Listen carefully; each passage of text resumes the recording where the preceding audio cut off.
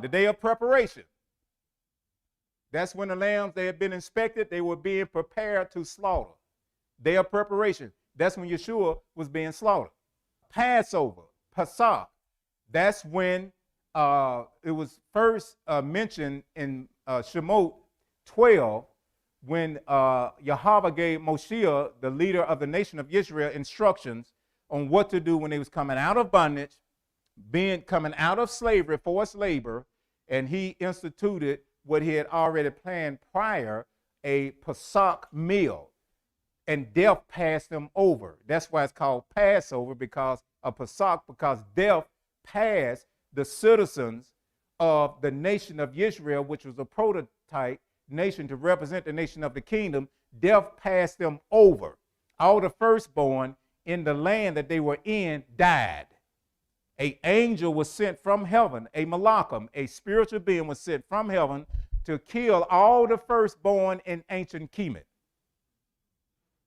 And they had to celebrate, participate, obey this meal in order and stay in their houses for that malachim not to kill them, because he was killing everything outside, period. And everything that didn't have the blood on the doorpost, the blood of the lamb, you dead.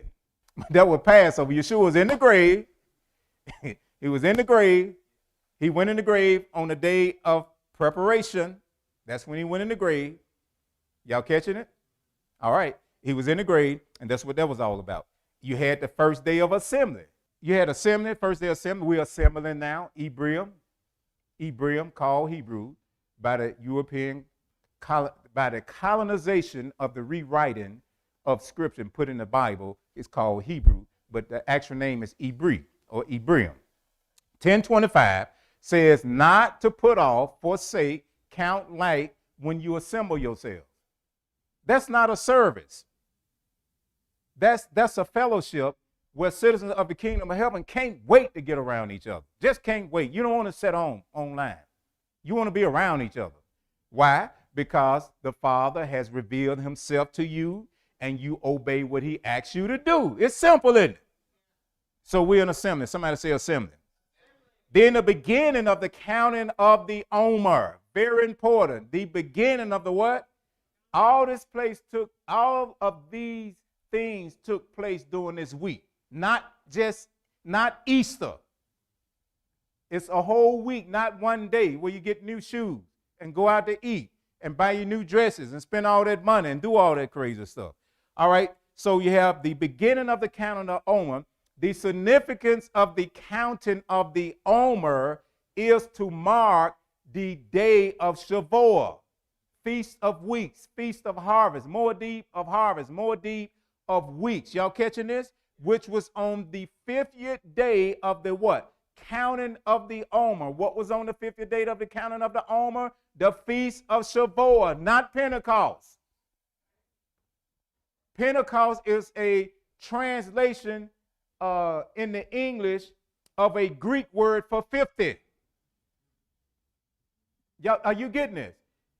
You will never think about Shavuot if you're thinking about 50. 50 was simply a numerical number that marked when the Feast of Shavuot was to take place, because, somebody say because, the Moedim of Shavuot was not governed by a new moon like the others are. Pentecost Sunday is the 50th, means 50, and it occurs on a Gregorian calendar on a Sunday, the venereal day of the sun, the worship of the sun god Mithras or Matharas, who was worshipped by Constantine, who was the chief leader who instituted the holy day Easter as well as Pentecost. Not the scripture. He was a product of Rome, a product of an appointment by the Roman government. He led the Roman government. He sat down, had a meeting, and said, the heck with all this Hebrew stuff and all this scripture stuff. Let's create our own thing. And that's what he did. And the offering of the what? First fruits. Offering of the what? First fruits of what? barley, the first fruits of barley. See, Shavuot was the first fruit of wheat. Barley took place during this particular week. Y'all getting it? Now, barley is very important. We got a whole teaching on this. Somebody said a whole teaching on that. Barley, the difference between barley and wheat is that barley could withstand more harsh and conditions that would resist, that other crops could not resist. Yeshua was being offered at the same time as the first fruits of all mankind to the Father.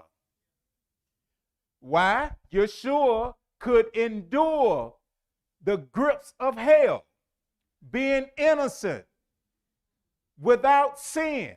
He was able to endure hell on our behalf. So he was offered as a first fruit or a product, not product, as a person who could go through that and come out to guarantee what? The wheat harvest, which is us.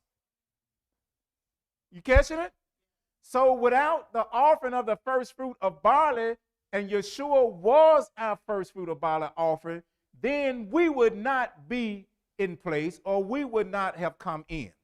Because the scriptures say that we are first fruits unto the Father relative to what? Shavuot. Yeshua was the first fruit relative to the barley that was offered during what? The Feast of Unleavened Bread, the Holy Week. You catching it? Everything he did was precise and perfect. Everything. Somebody say everything. All this took place now, and we still not talking about one day. See, because all this focusing on one day stripped people of true knowledge of what was actually happening. Nobody ever thought about, including me, all of this other stuff because we was too busy buying Easter eggs. You also had resurrection occurred during when? The Holy Week of what? Uncontaminated, the word being in place. What's called unleavened bread. Yeshua was resurrected. He was in the grave 3 whole days, 3 whole nights. And then the 7th day assembly. Begin with assembly, end with assembly, celebration of the covenant week.